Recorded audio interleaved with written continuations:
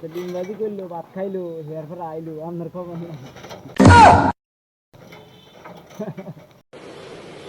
अच्छा আর কি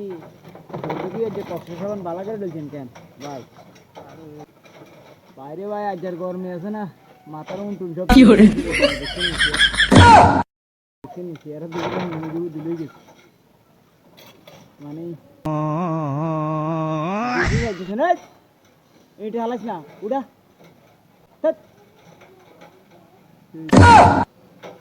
বিল্ডিং এর মালিক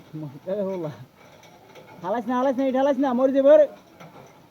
নিচে ওরে দেখিস নি